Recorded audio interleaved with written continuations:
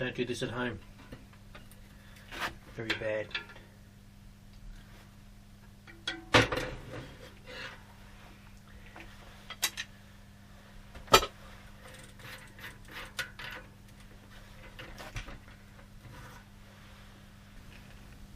Alright, here we are. I've got the hub removed from the wheel that we looked at the other day. Loctite 222. Let's see that in the light. There we go. Now, from reading around in the forums, that's the Loctite people use on spokes. It's supposed to stop vibration loosening of screws, and the can still be dismantled with normal hand tools. Down there. There we go. Doesn't want to focus too well. But, so in theory, I put that on the threads of the spokes. When I put the nipples on and true it up, spoke key of course, nipples, and one silver spoke to replace the one that was broken. So hopefully the owner of the wheel won't mind about having one silver spoke. Just doing the last spoke on this side. A little bit of Loctite on there. Nipple goes through here.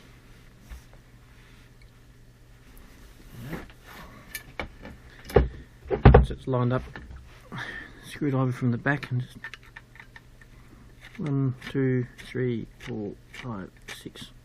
I suppose it goes next to the valve hole. It needs to be one of the spokes that goes out like that. So I should have done that one first. I'll put that one in next, then I'll take that one out, because that means that this one's got to go. So it's going to sort of follow this spoke here. It's got to go into, and because it's a bit further around, it's got to be a bit lower. So it's this hole here. It's got to go through.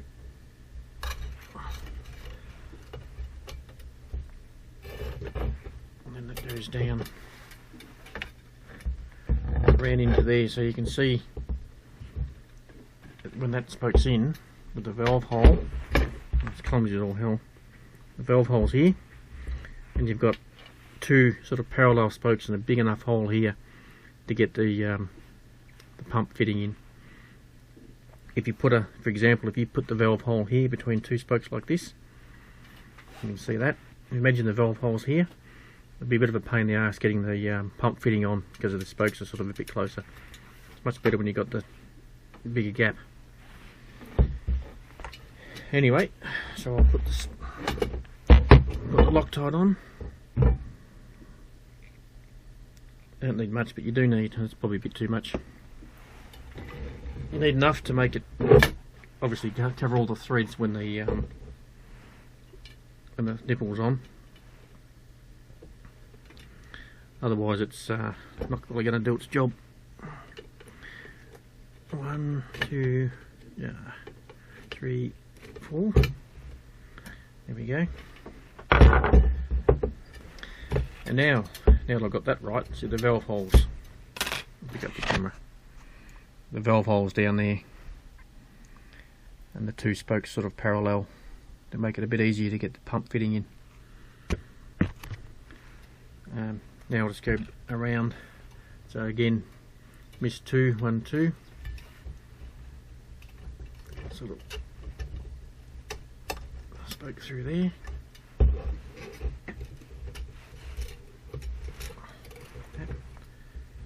Carefully bend it around. I've done a bit of a funny thing. I've put it through on the wrong side, but okay.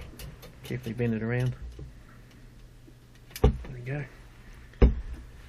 Just when you bend it past the rim, you've got to make sure it clears the rim and doesn't scrape across the rim. You get scratch marks on your rim. So it's 1, 2, 3, 4th hole, so it goes in here. Get me clumsy in my old age. Bit of Loctite. Come out, there we go. Nipple on. 1, 2, 3, 4. There you go. Second spoke's in, and I'll just keep on going around.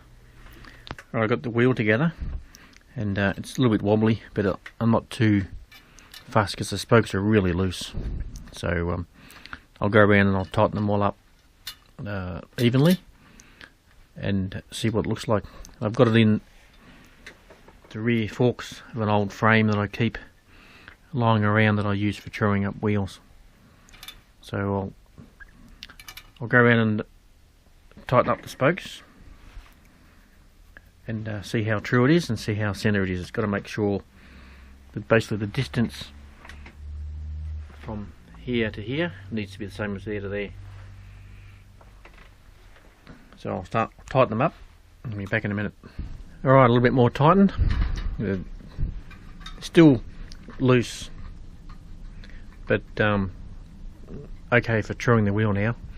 So what I normally do is I'll have a quick look at whether it's out of round or not.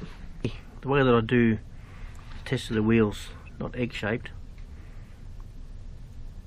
so I hold a pen with an elastic band on the bottom of the forks,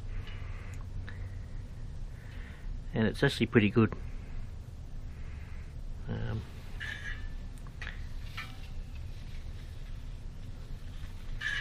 There's a little bit of a high spot.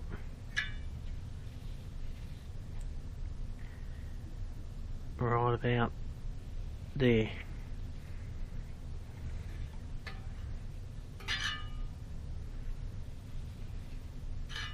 Here. So that's the high spot. When you've got a high spot, you've got to tighten these spokes evenly. So I'll probably do these 4 spokes, and then that should bring that high spot down a little bit. But we'll see. It's not too bad, so we'll see what happens.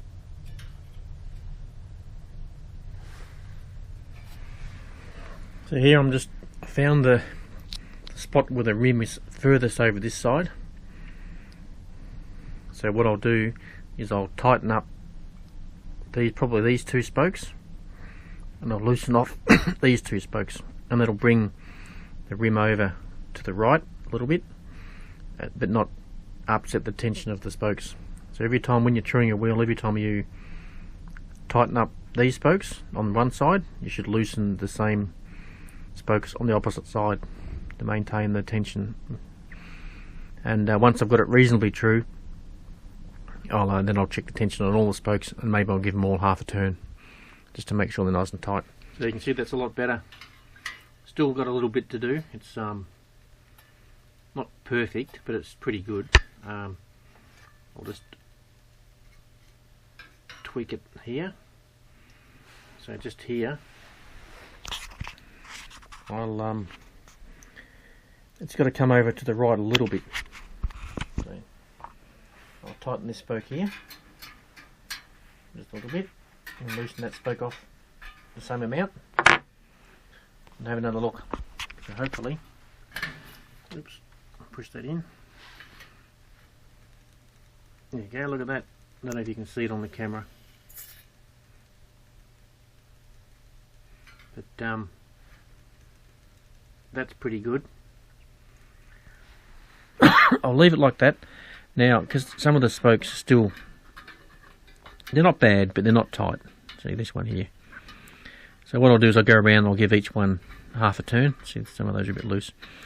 Give each one a half a turn, see how tight the spokes are, and see if it's still true.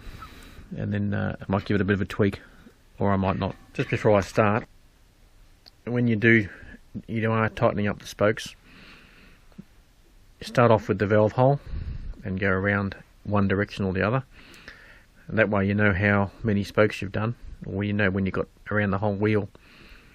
Otherwise you've got to keep count, and if you're like me, you'll get halfway around and forget where you're at. So start off with the valve hole. Up until now I've been getting the rim in the centre just by eye, but now I'm going to measure it, a bit scientific.